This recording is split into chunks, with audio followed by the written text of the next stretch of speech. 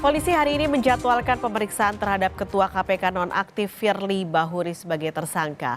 Firly diperiksa atas kasus dugaan pemerasan eks-mentan Syahrul Yassin Limpo. Menurut Wakil Direktorat Tindak Pidana Korupsi Barreskrim Polri, Kombes Arif Adi Harsa, pemeriksaan Firly akan dilakukan hari ini mulai jam 10 pagi. Setidaknya Firly sudah diperiksa 4 kali di gedung Barreskrim Polri. 2 pemeriksaan diantaranya saat ia masih berstatus sebagai saksi. Sementara 2 pemeriksaan lain setelah ditetapkan menjadi tersangka. November lalu, Polda Metro Jaya telah menetapkan Firly sebagai tersangka kasus pemerasan terhadap mantan Menteri Pertanian Syahrul Yassin Limpo. Firly diduga melanggar pasal 12E dan atau pasal 12B dan atau pasal 11 Undang-Undang Tipikor Jungto pasal 65 KUHP dengan ancaman maksimal hukuman penjara seumur hidup. Kita tanyakan langsung ke jurnalis Kompas TV Nanda Aprilia, saat ini sudah ada di Barreskrim Polri Jakarta. Nanda, apakah siang ini Firly sudah terlihat hadir dalam pemeriksaan hari ini? Selamat siang Pak Skalis dan juga saudara. Informasi terbaru yang kami dapat melalui kuasa hukum Firly Bahuri Ian Iskandar bahwa ditegaskan pihak atau Firly Bahuri hari ini tidak hadir memenuhi pemanggilan tim penyidik gabungan Barreskrim Polri maupun juga Polda Metro Jaya yang sebenarnya agenda pemeriksaan ini diagendakan di gedung Barreskrim Polri sekitar pukul 10.00 tadi.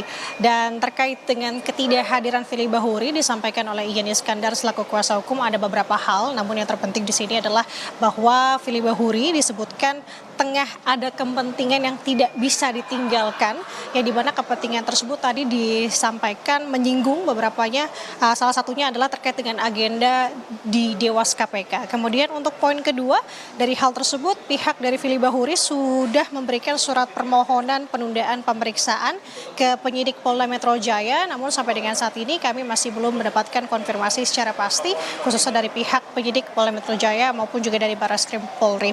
Nah, terkait dengan hal tersebut yang menjadi unik di sini, Pak Skalis dan juga saudara, adalah pernyataan dari kuasa hukum Firly Bahuri Ian Iskandar yang menyinggung salah satunya tadi alasan ketidakhadiran bisa saja hadir di agenda yang digelar Dewan Pengawas KPK siang hari ini. Nah, yang menariknya di sini Pak Skalis, sebenarnya Dewas KPK sudah melakukan pemanggilan kepada Firly Bahuri untuk memenuhi undangan sidang etik ini kemarin sebenarnya di tanggal 20 Desember 2023. Namun kenyataannya yang bersangkutan ini tidak hadir, kemudian disampaikan oleh Ketua Dewas KPK Tumpak Hatorangan Panggabean yang menjelaskan bahwa ketidakhadiran Firly Bahuri ini tidak jelas terkait dengan alasannya. Nah, ini menjadi perhatian juga tentunya karena sebenarnya untuk agenda di Dewas KPK kemarin tanggal 20 Desember ini sebenarnya juga atas permintaan dari pihak Firly Bahuri yang meminta pengunduran kembali di tanggal tersebut, yang sebenarnya untuk sidang etik ini digelar pada tanggal 14 Desember 2023. Jadi artinya apakah dari sisi muncul upaya-upaya dinilai tidak kooperatif di sini, meski dalih yang disampaikan oleh pihak kuasa hukum Firly Bahuri sebagai perwakilan Firly Bahuri ini tetap melakukan menjaga kooperatif dengan memberikan surat permohonan seperti halnya contohnya seperti saat ini. Nah, kalau kita berbicara terkait dengan kasus Firly Bahuri pemeriksaan di Barreskrim Polri, tadi sudah disampaikan bahwa hari ini merupakan pemeriksaan yang ketiga. Total ada sebanyak 5 pemeriksaan, 2 diantaranya ketika Firly Bahuri dengan kapasitasnya ini masih menjadi saksi.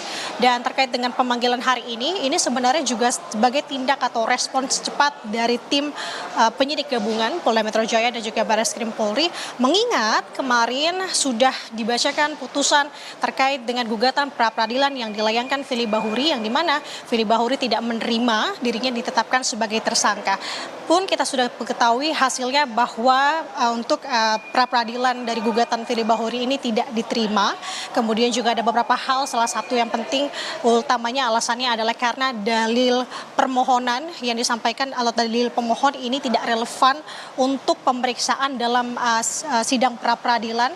Kemudian juga ini sebagai penegasan sebenarnya Pak Skalis dan juga saudara bahwa tim penyidik yang sudah menetapkan Firly Bahuri sebagai tersangka ini sudah sah. Artinya ini sudah sah dibuktikan dari bukti-bukti secara formil. Kemudian tentu dari hal tersebut muncul 2 persepsi atau dua pandangan dari hal tersebut. Pertama, tentu ini bagus untuk tim penyidik gabungan, artinya mereka sudah menjalankan kinerja ataupun sudah sesuai dengan secara hukum. Namun untuk di sisi lain ini sebenarnya menjadi alarm untuk tim penyidik gabungan, Paskalis dan juga saudara.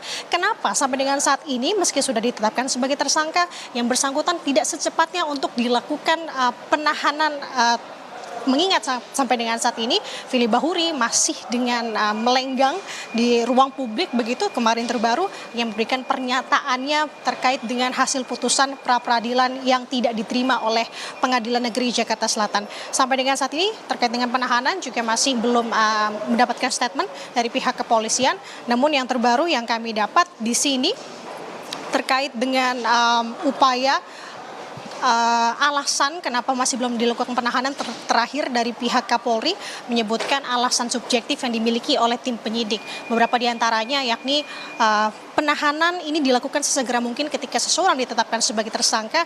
Pertama, dikhawatirkan tersangka ini dapat kabur, menghilangkan alat bukti, kemudian tersangka dapat melakukan tindakan itu terjadi. Itu kembali. Artinya sampai dengan saat ini penyidik masih belum melakukan penahanan terhadap Firly Bahuri, artinya penyidik masih belum melihat Firly Bahuri atau meyakini Firly Bahuri tidak melakukan ketiga hal demikian. Tiga hal tersebut demikian, Paskalis. Baik, terima kasih laporan Anda langsung dari Bareskrim Polri Jakarta, jurnalis Kompas TV Nanda Aprilia.